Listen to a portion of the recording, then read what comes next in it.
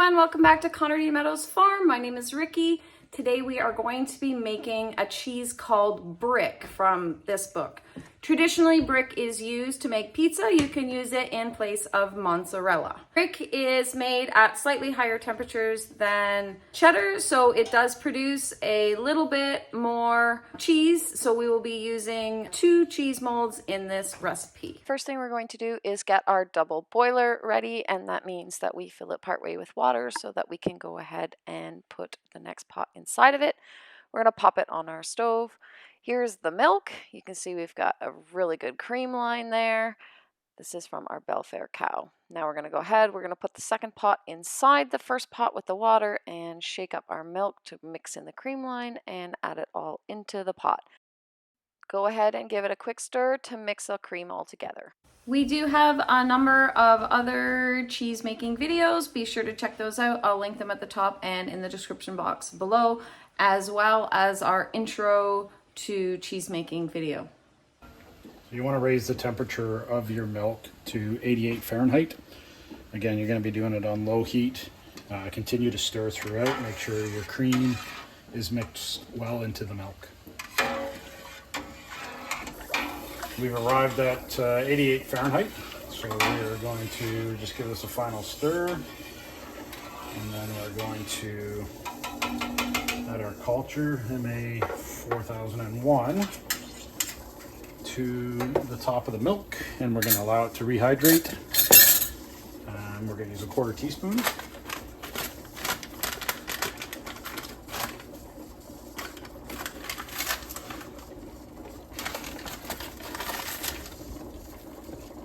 Just sprinkle it on the top of the top surface of the milk, and then we'll just make sure that it's evenly spread out.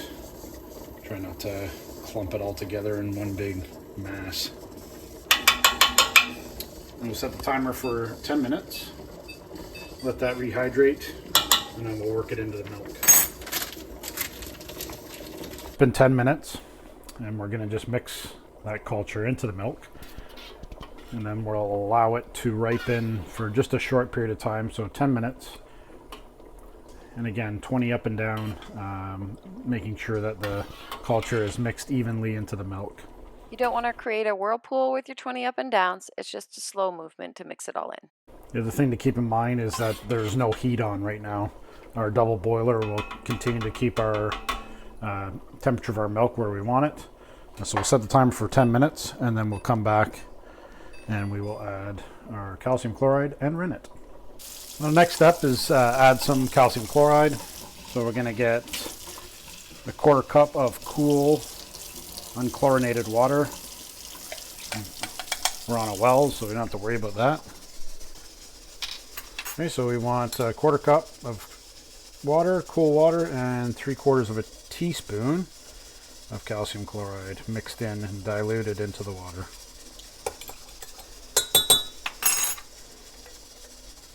And we'll add that to the milk with 20 up and down motions. And just like the last mixing, it is a slow up and down 20 motions, just enough to mix it in.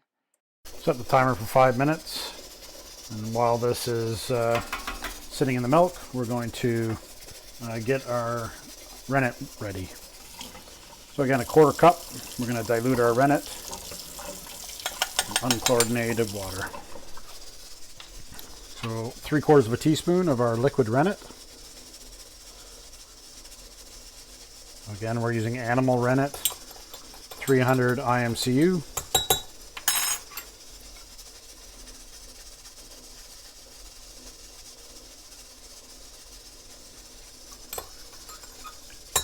Mix that all in.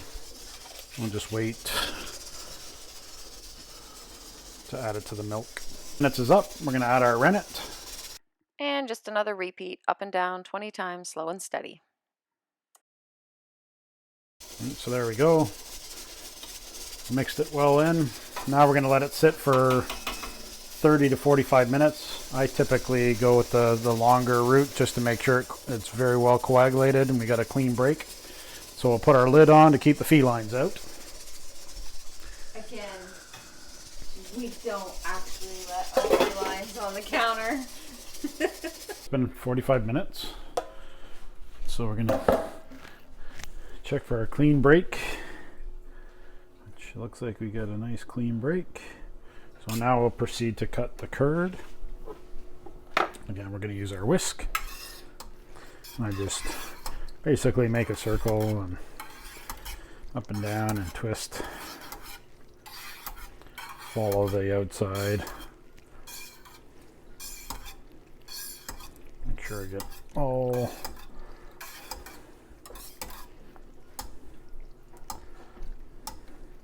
I kind of move inward a little bit.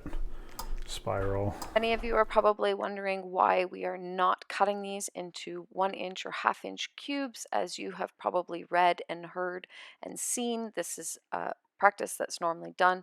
The author of the book that we follow, she has told us that using a whisk is better, and we actually haven't noticed a difference in the end product. With brick, for the first 20 minutes or so, when you're stirring your curd as you're bringing it up to temperature, you're going to want to be very gentle with it. The other thing to keep in mind is that you're going to probably start a little higher than, say, some of the other cheeses. So we're sitting roughly at about 86 Fahrenheit right now. So we dropped a couple of degrees while the milk was coagulating. Actually, it's sitting closer to 87 now, so we didn't really lose too much. So we're going to put this on fairly low heat because we only have to bring it up to about 98 Fahrenheit. So what we will do is set this on our simmer, and we're going to do that over the course of about 45 minutes. So you may have to play with your heat a little bit on this one, but just continue to bring the temperature up slowly, and for the first 20 minutes stir fairly light, so that you're not too rough with those curds.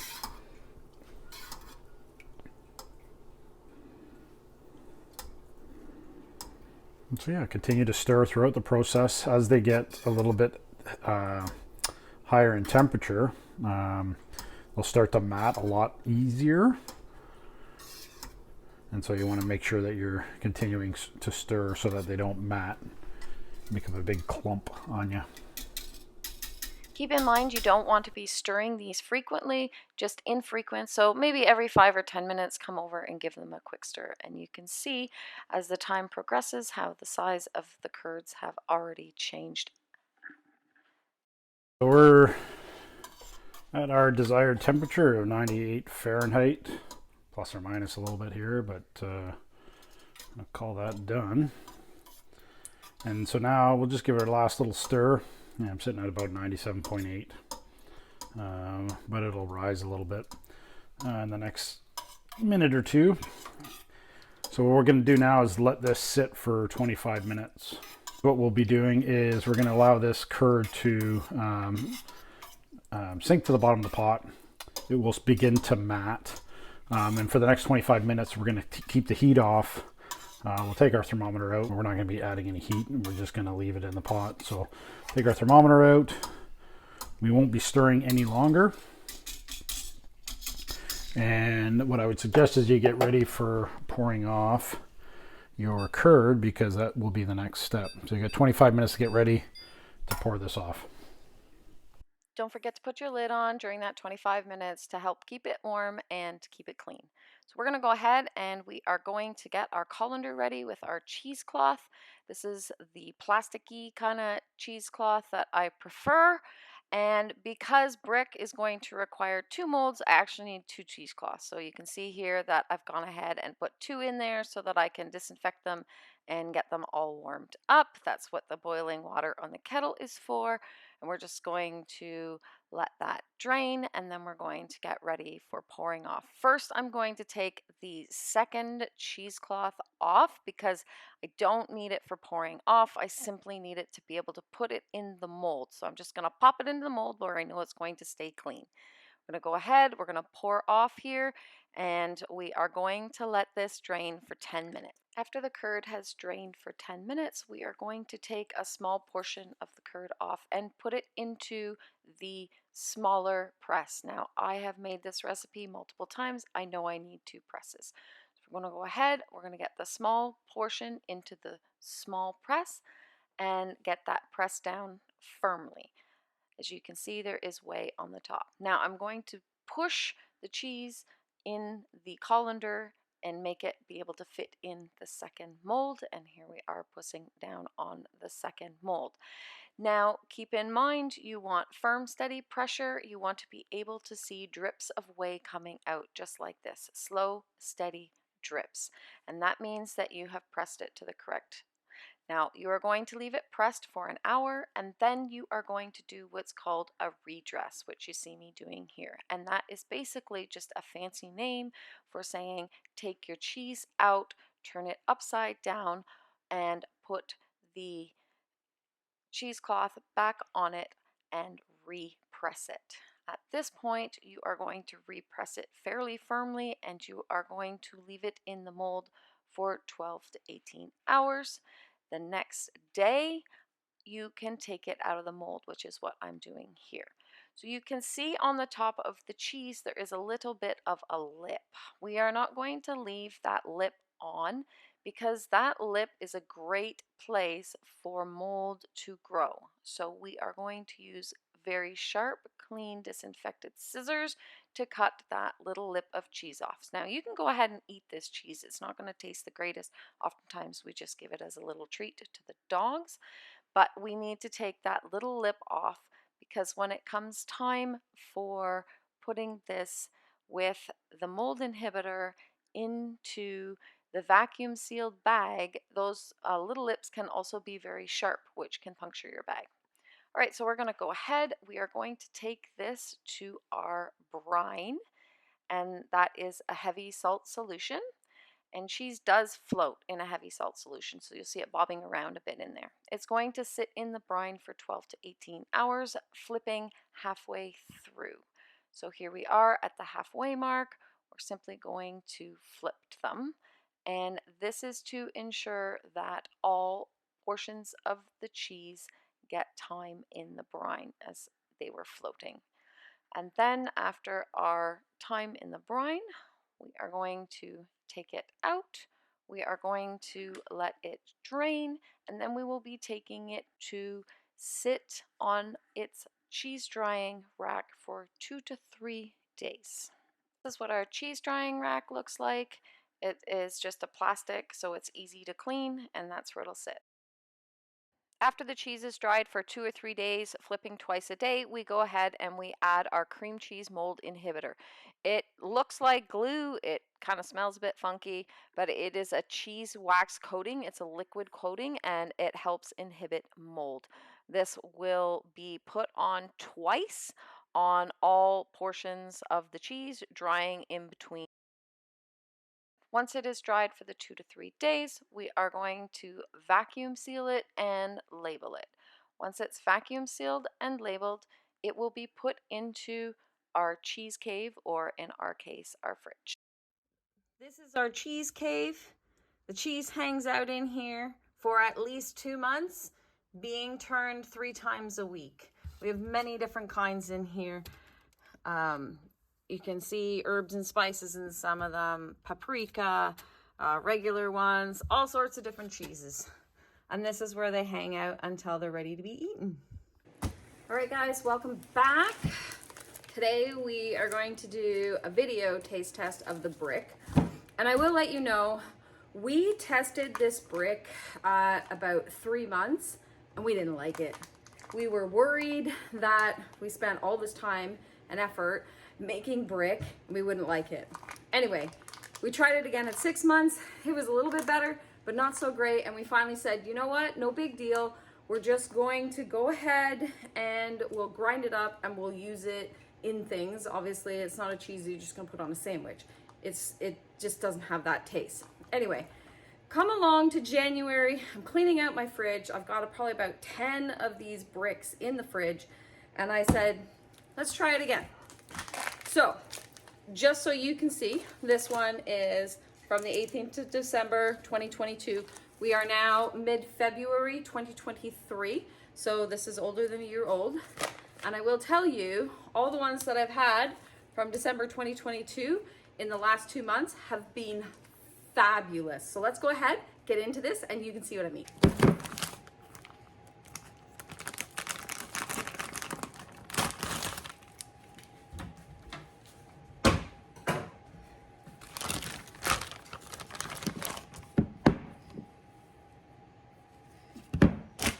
So like all of our cheeses, this one has the wax coating on the outside, but we're gonna go ahead, we're gonna cut through this.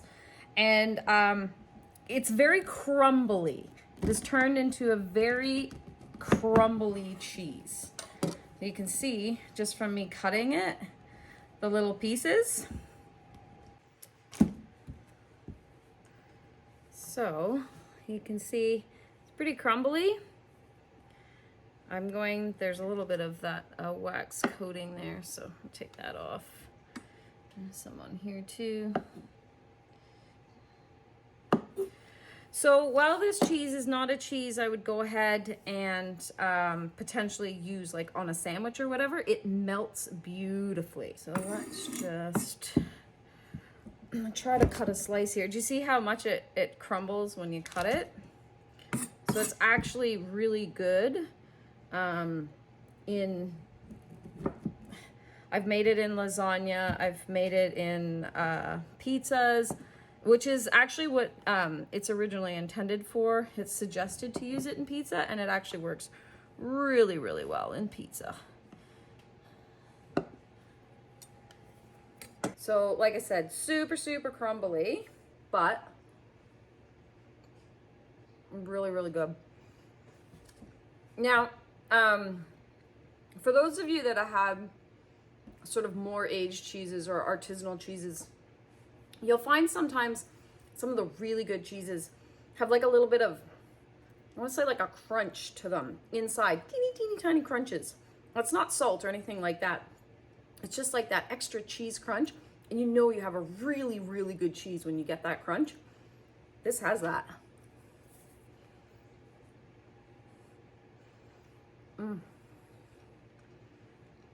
It's fabulous. I was so surprised because I thought I was going through the freezer just to grind it up and then kind of hide it in dishes, but there's no need to hide it. It's really, really good. So this lactation with our cow, because we didn't really know if we were going to like it, and when we tried it 3 months, we didn't like it. We didn't make any in this last lactation.